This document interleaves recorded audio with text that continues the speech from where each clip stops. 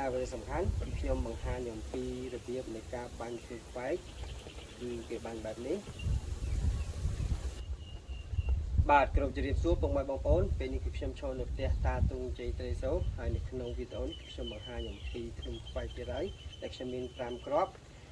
ហើយចំពោះធ្នូខ្វែកនេះនឹងមានការតាំងបង្ហាញនៅក្នុងព្រឹត្តិការណ៍អង្គរសង្ក្រាន្តនៅក្នុងកន្លែងក្បាច់គុណចម្រុះបាទនៅមុខប្រាសាទអង្គរវត្តបាទហើយសម្រាប់ធ្នូខ្វែកនេះផងដែរគឺ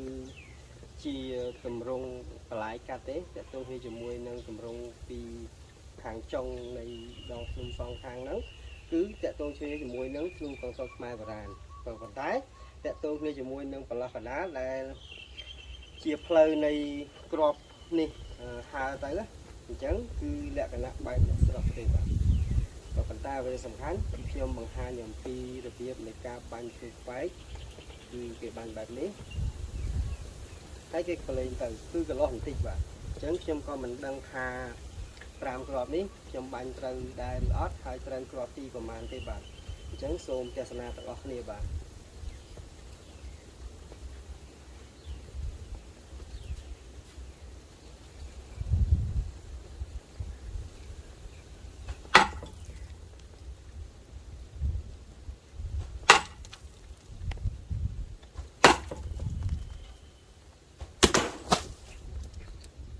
បាទគ្រាប់ទី4គឺបាញ់ត្រូវអញ្ចឹង